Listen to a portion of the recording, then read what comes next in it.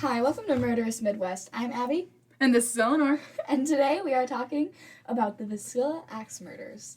And please correct me if I'm wrong. If any of you know how to pronounce this, I do not. It's spelled Wait, really I weird. want to see. Okay, point it out because I'm not going to read through all this. It's Viscilla. Viscilla. I That's thought how so. I would say it. Yeah, Of okay. course, Anyway. I pronounce things in a little pizzazzle way. That's how I was told that I describe the way that I pronounce things. Just Nice. a little pizzazz. Make it interesting. Nice. I mean, I wouldn't say it's wrong, but Okay, continue. Anyways, just a little trigger warning before we go into this. There's some descriptive gore, and I'm going to be talking very closely about what happened. So, just a little warning there, and I'm going to jump right into it. So, today, as I said, we are talking about the Viscilla Axe Murder House, and this took place in Viscilla, Iowa. And that is very close. It's only a couple hours from here, actually. Oh, wow. It's not very far. It's really weird. I think it's like 2.5, maybe 3 hours. It's not. How crazy long? far. Yeah, people drive that all the time. Yeah, exactly. So it's really close. So yeah, here's what happened. So the Moore family is who we are talking about, and also the Stillinger sisters, which they happen to be sleeping over at the Moore family house. Okay. Were they dating somebody there, or were they just sleeping over? These are little girls. They were having a sleepover with their children. Okay. So the Moore family is a 6-person family. There are 4 kids, 2 adults. Okay. And so in total in this house, when the murder happens, there are 8 people. Okay, yeah. That's happened multiple times in my house. People coming into your house and murdering you? Yeah. It's just a little fun thing. I'm talking about the 8 people here, obviously. Yes, I'm aware. So, okay, this so is like just stabby occasionally. around midnight is when this takes place. So we're just gonna get right into exactly what happened, and then we will talk after about what happened, like what happens afterwards. So around midnight in the Moore family home, their back door is unlocked, and it's the classic, going in through the unlocked door, type situation. So this person goes in through the back door, and this is actually what kind of started the whole people being scared of, leaving their things unlocked. Oh, okay. Like, leaving their doors unlocked in this area. Well, not even just in this area. After word got out for a while, it kind of sparked that, and then they took a look at, it happened more often, and then they were like, okay, well, this is not going to happen Maybe we anymore. should invest more in locks. Yeah, so there's that. Anyways, so this is around, as I said, midnight, and the person, they go into the house, and they walk past the room which the 2 Stillinger girls were sleeping. Mm-hmm. They don't go in. They walk past all of the kids' rooms until they get to the parents' room. Okay. And in the parents' room, the murderer they have an axe in their hand, okay? And so they're carrying this through the house. This is one of the stories that when I'm laying in my bed at night, I'm like, yeah, this is like what I think about when I'm like, if they're going to go through the garage, I'm going to get murdered first. Yeah, this is one of those stories that makes me think like that. Because you happen to be in the basement, yep. Yep. Okay, continue. I'm just like, this is one of those stories in the situation that make me have those types of thoughts. Pretty much, yeah.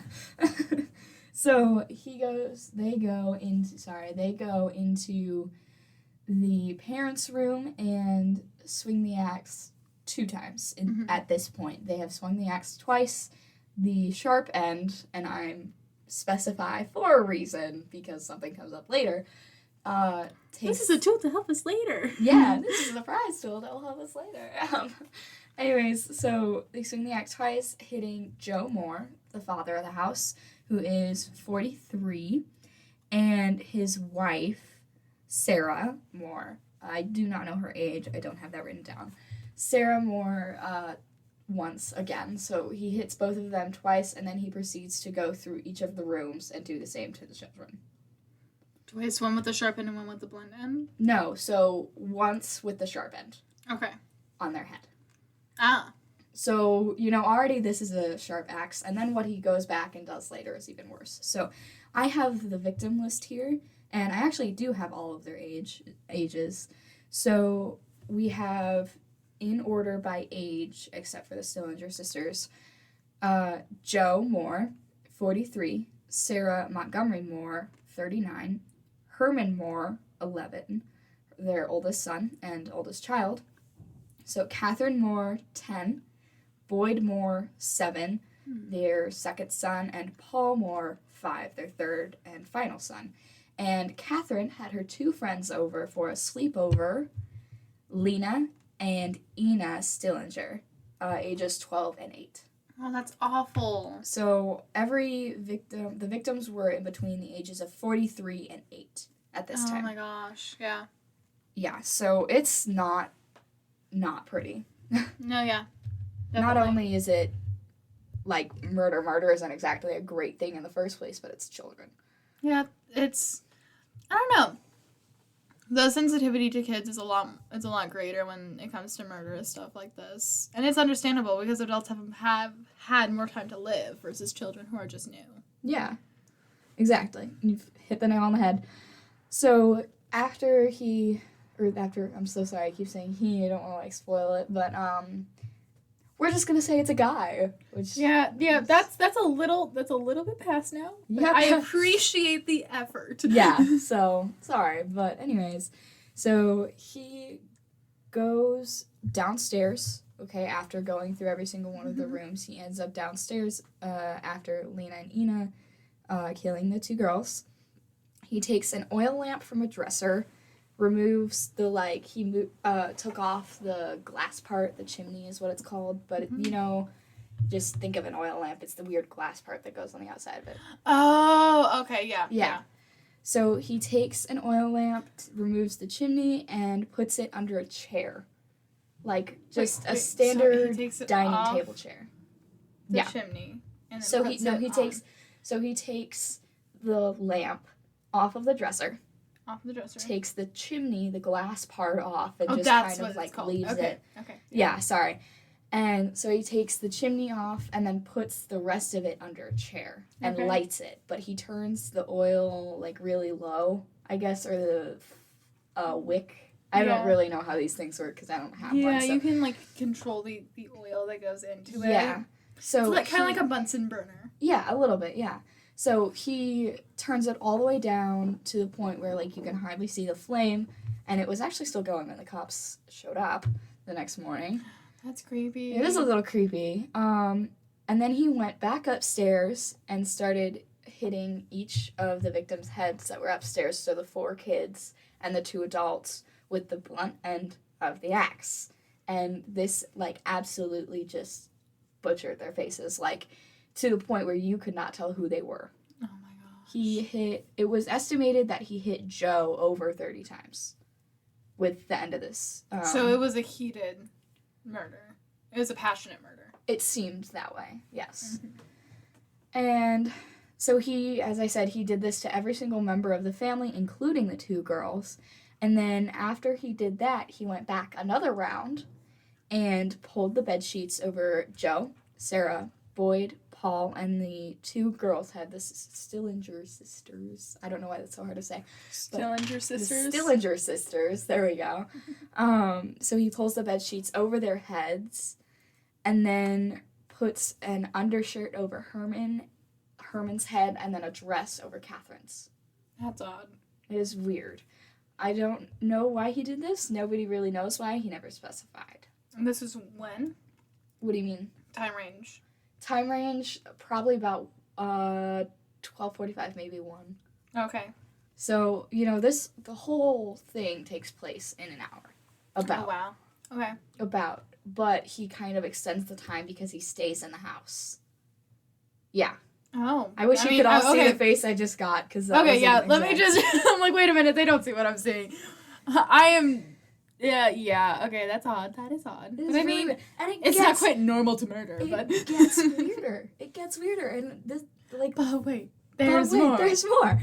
And I feel like we do that a lot in these episodes, and it's wonderful, but, like, seriously, it gets weirder. Okay, yeah. So, after he does this to each of the victims, he goes back around the house again. He keeps, like, making rounds. So he goes back through the house, takes every sheet, blanket, and, like, large clothing item he can find, and covers every mirror and every window. I wonder if he's definitely psychotic. Yes. And then, there's more. And then after doing this, he goes into the kitchen, gets a 4-pound slab of uncooked bacon, wraps it in a towel, sets the axe, like, leans it up against the wall, and then does the same with the bacon baby thing that he created. Like, okay, no, you lost me. So he goes into the kitchen. He goes into the kitchen. So he goes into the kitchen and he goes into, like, the icebox, the refrigerator thingy, and then takes the slab of bacon out. So it's not... bacon used to be, like, a giant block, okay? Okay. So, like, this is before it's cut. Mm. So it's just this, like, chunk of bacon. Okay, chunk of meat, got it. And he wraps it in a towel, like, swaddles it like a baby type thing. Okay. Leans it against the wall, and then leans the axe against the wall next to it. Okay, yep. No, I understood you. I just thought I misheard something. Nope, you heard me. It's just, I just was thinking of, like, individual bacon. I was like, wait a minute, what? Oh, yeah. And then he takes it.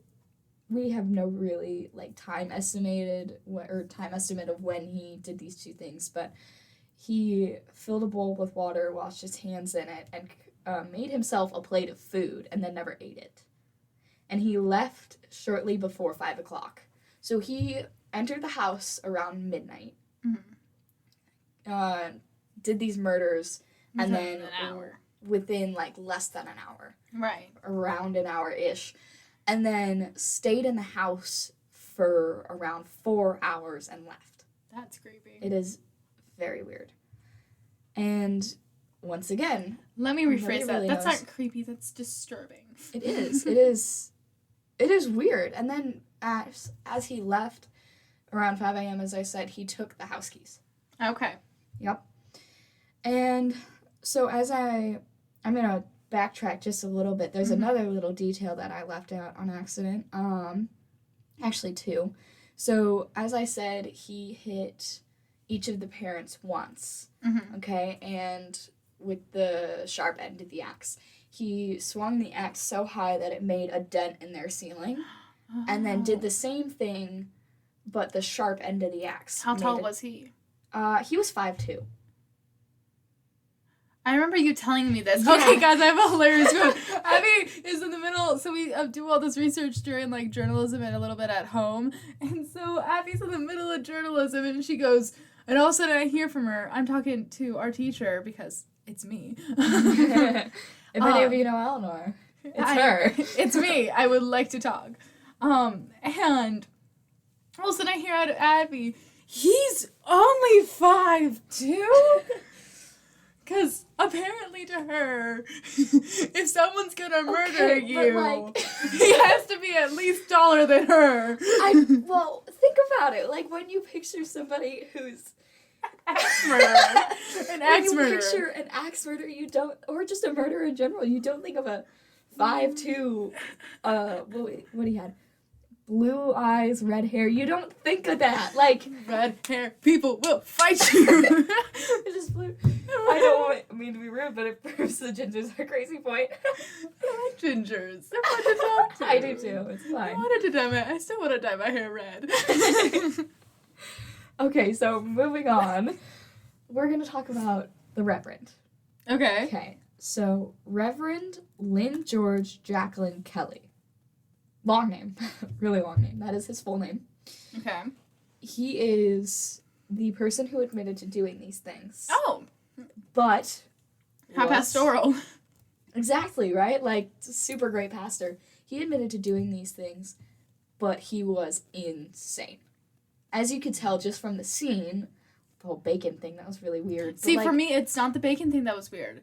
It's the mirror thing that was weird. It is. It's the bacon and the mirror thing that was weird. And part of me is thinking, like, it wasn't mentioned anywhere in, like, the research that I did, but part of me is thinking if you know anything about demonology or just the supernatural type things, it is a big superstition. There's a big superstition around mirrors and how they are a doorway, like, through our world. And I don't want to get, like, tinfoil hatty, as Mr. No, T but would I mean, say, but, like, you know what personally, I mean. spiritually, it'd be more like it brings them to reality. And if we're talking, like, demonic presence here, I would say it definitely, being more biblical as I am, demonic does not want to be presented with what they're doing because they know what they're doing is wrong.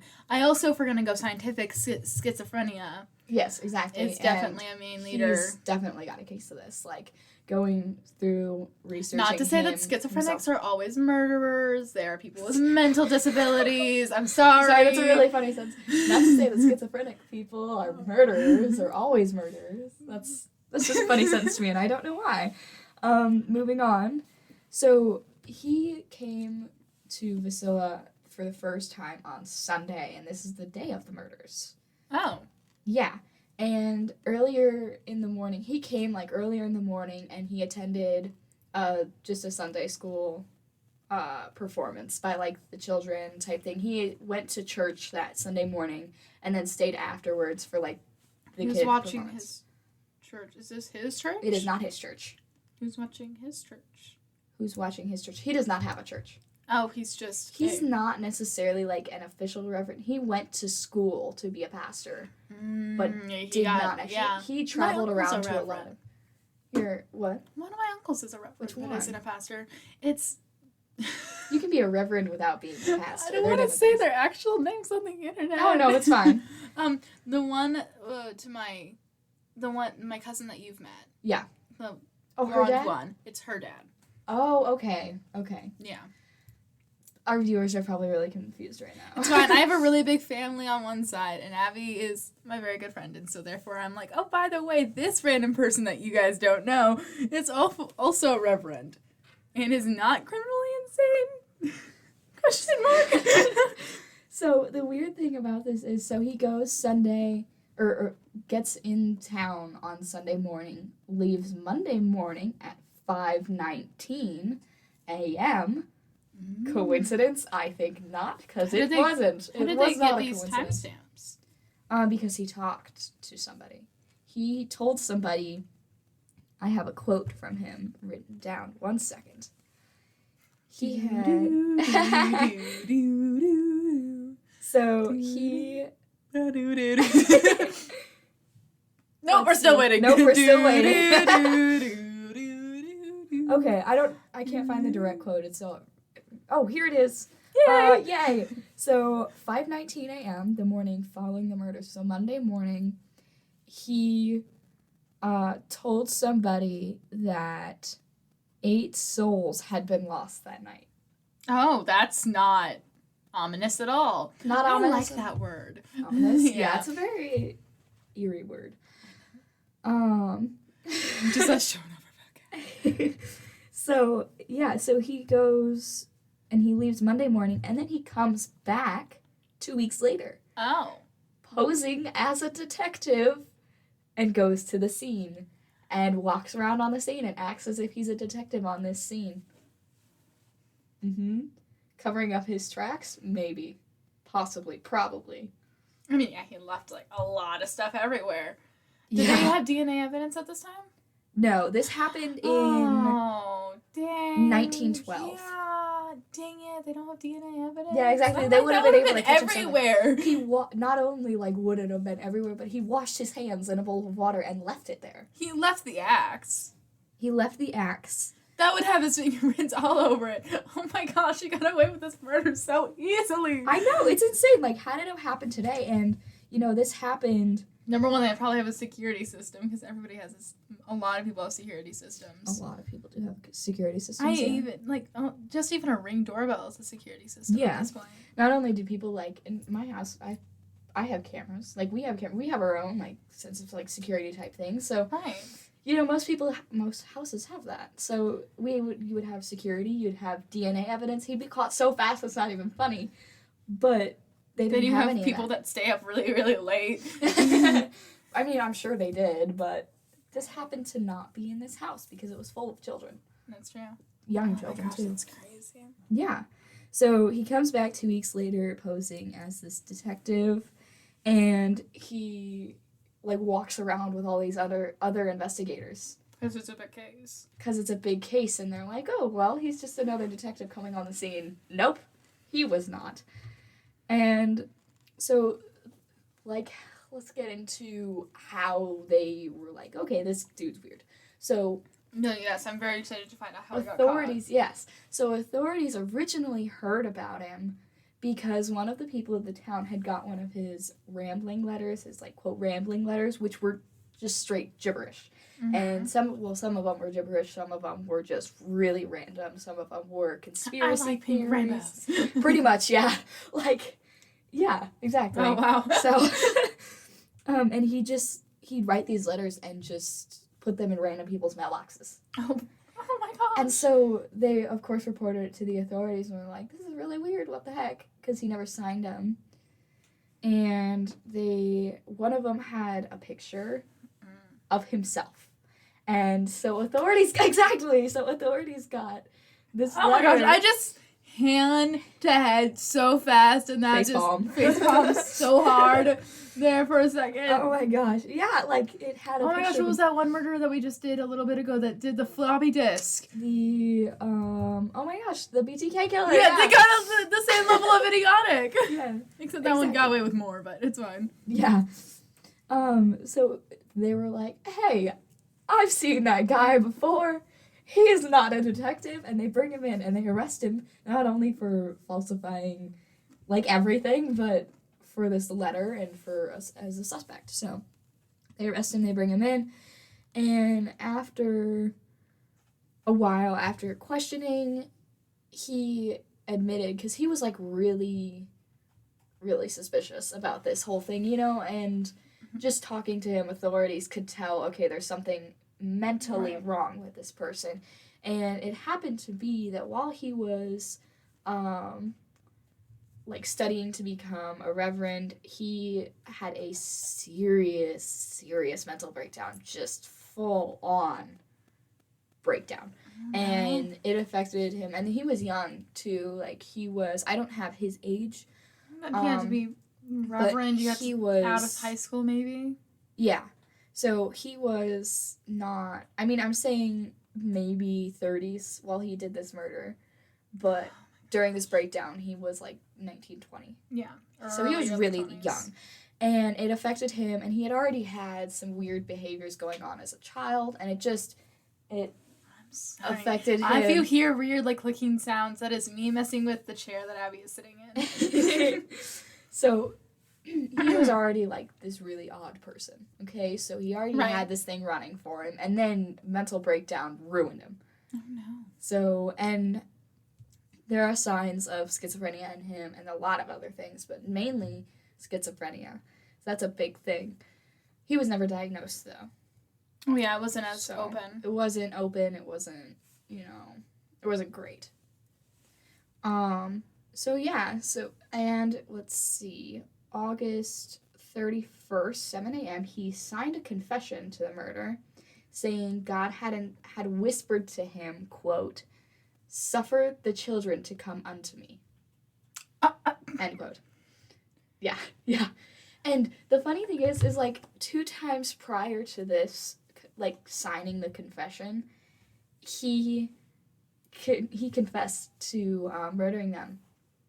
But he was only convicted for one. One murder? And that was Lena Stillinger, age 12. He was only convicted for one of the murders out of the 8. Why?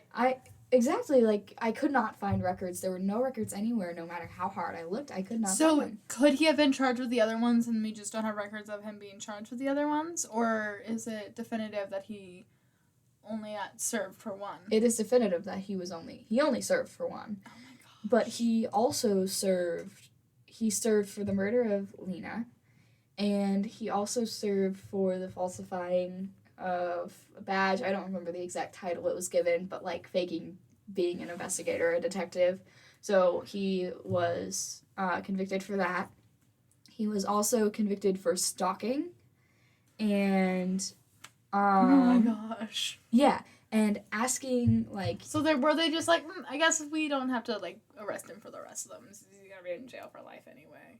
Yeah, pretty much. Like, I guess. I don't really know what they were thinking. So, it's so weird. So, he was arrested for those 2 things, or 3 things, and sending the letters. It was a total of Lena's death. These are all of the things he was convicted for. Lena's murder, the obscene letters, like, whack job letters, those asking young girls to, like, take pictures, like, kind of like Dahmer did, while they, like, pornography pictures, essentially. Oh. Yeah. Gosh. Yeah. Just like a little side rail to make it even worse. Exactly. Looking into windows, stalking, and he also sent a bloody shirt to an Omaha laundry, like, cleaners. Ew. Like, dry cleaners. Oh. They don't know whose blood it was. Yeah. Sorry. So those are all of the things. About that. Those are all of the things, like, he was convicted for, and I cannot help but think, especially with him saying, like, oh, God told me to do this, like, I cannot help but compare it to the Amityville horror house. Oh, yeah. And this house took place in Colorado. I'm not going to get much into it because it's not what the episode's about, but essentially what you need to know about this house, and I'm sure some of you have heard of it. If you like this stuff, I'm sure you've heard of this house because it is... I'm just a newbie into super famous. It's okay. So this guy, he murdered all 6 members of his family with a shotgun. I'm sorry. I was trying to That was like worst timing. I know. If you guys don't know, I'm trying to back up. I'm eating M&Ms because, I'm listening to a good story and, like, watching and eating the popcorn with M&Ms. And I'm trying to clean up my mess before our next period. I'm just over here trying to put in the M&Ms. Okay, sorry. It's okay. It was just really awkward timing. It's fine. So... this man, getting back into it, he kills all 6 members of his family with a shotgun, calls the police on himself, waits for the police to get there, and tells the police that Ghost made him do it. You told me about this. I did tell you about this, yeah. And it's similar to it, honestly, and it's kind of weird. It takes place after... except unless avoiding the murder, he admitted to the murder, but, Well, I mean, this guy admitted too. Right. As in, then the hotel guy one with the ghost, he did not admit to the murders? Or did he say that he did it, but the ghost made him do it? No, he said the ghosts made him do it. So, I mean, in a way, he did admit to it. Like, he's saying he did it, but the ghosts are the reason that he did it, type thing. Like, essentially, he confessed, but in his head, he probably didn't. But it's fine. He was convicted anyways, so... that's that. And I just, like, as I was researching this, I was like, there's so much evidence going on and on about, like, they are so similar. They're, like, side by side. They're very parallel. Mm-hmm. That's crazy. Which I thought was really cool. So, what are your thoughts on it? Like... oh, my gosh. I don't have enough... if you guys don't know, we record this during one class period, and I'm definitely have 10 running... minutes. I know. I just feel cramped with my time. I think that he's lucky with how much he got away with. Exactly. Like, I think this is so really a crazy murder to have happened right now and right then. Yeah. Because it's just not something that is normal No. for this time. Then the other thing. I mean, I guess it's not quote, normal in our age, but not in, like, 1912. No, it wasn't normal for his time, and he was just, the behaviors that he exhibited were so odd. Mm-hmm. Like, they make sense in a serial killer fashion. Yes. Killing somebody, but as a normal person looking back at it, it's quite... it's insane. Like, nobody said anything about it. Like okay, the story is, like... yeah. It's very, like, eerie. It's very... eerie. I like the word that you used. It's very much eerie. Also, it's kind of now like it's going to come to mind every time that I'm going to, like... think if I remember to close the garage. Sorry. I'm gonna be like, yeah, probably should go check just in case, axe murderer. See, just remember, as we said earlier, they'd catch him super fast. Oh, great! They would catch my murderer if I'm dead. Yay! So joyous. Yay. vengeance, question mark, I guess. Do not possess. Sure. But Okay, honestly, so- yeah, I think you covered all the bases pretty well, and I think I had a good amount of reactions in it, but I wish you guys could have seen my face. Yes, there were so many, like, facial expressions going on over here, like, it's, yeah, it was great. It made it a lot better. On your part, yeah? On my part, yeah, I mean. That's great. Oh So, my gosh. let us know what you guys think about it. Do you think he got what he deserved, or could he have deserved more? I mean, obviously, you can tell how we lean, but I think what do you he think should have happened? gotten And more. it is still deemed, actually, just a little fun fact before we go, it is still deemed an unsolved case. Yeah, because the other ones didn't get I know, charged. and that makes me so angry because, oh, it's so stupid. It's just, That it's is really so dumb. stupid. Yeah. So let's never change to video because of the reason that I would like to sit in the most uncomfortable looking positions without any judgment and slowly eat my Oreos. Yeah. Oreos, I mean M&Ms. M&Ms. Tomato, potato. So, as I said, let us know what you guys think, and we are going to take a break over Christmas break, obviously, from recording, and we will resume when we come back to school. So this will be the end of, is this the end of season 1? I guess so. It is the end of season 1. I'm knocked the computer. It's fine. It's fine. So this is the end of season 1. So we want to say your favorite one? Yeah. So tell me what Anthony you Stowell. The very first one we did? No, that was... Was that the second one? That was the second one. I want to redo that one. Really? So bad, because I can do it so much better now. Well, I mean, it was a first test run, so... Well, not necessarily. It was the first... It was, like, one of my big first ones that It was your first one that you did. Yeah. Yeah. And it was I don't such a good remember- murder case. It was. I don't remember what the first one we did was. I swear it was We the did Anthony it... one. Okay, we rehearsed that one so many times that it just was not natural. Yeah. I really like the way we do things now, and, give us some feedback on it. So that when we come back, we can be better and make it more enjoyable for you. Exactly. So, yeah, there's that. I think my favorite one we did... I really liked this one, but it wasn't my favorite. I really liked the H.H. Holmes one. That one was cool. And I really liked your reaction on it, because I already knew a lot about that case, and I knew you didn't. And so... Gosh, yeah. That one was so that one was really long fun ago. to see. I don't like doing the ones that are super long ago, to be honest. What do you like, mean? out of all of them, I'd like the ones that are more recent. Same. I liked that one. Just because and what was the last there's one more we did? stuff that you can What do. was the last one that you did? It's a good question. That's a good question. It was the unsolved one. Yeah, there was another unsolved one that I really enjoyed. Oh my gosh, that one was so hard to research for. I'm gonna. We have to end this off eventually. I know. I'm gonna figure out which one that one is real quick. Because I I'm gonna really want to know. and enjoy my Oreos. Oreos! Oh my gosh! M&Ms are now known as Oreos. Specifically, the peanut ones. The smiley face killer. That's That one. one. That one was really fun. I Mhm. also really liked the BTK. So the last two we did were really good. I really liked those. Okay. So yeah, The there's that. smiley face one was not my fave. Really? I Yeah. really liked that one. I thought you did that one really well. Oh, yeah, thank you. All right. On that note, we are going to end season Okay. 1. Bye, guys. We will see you in a few weeks on our return for season 2.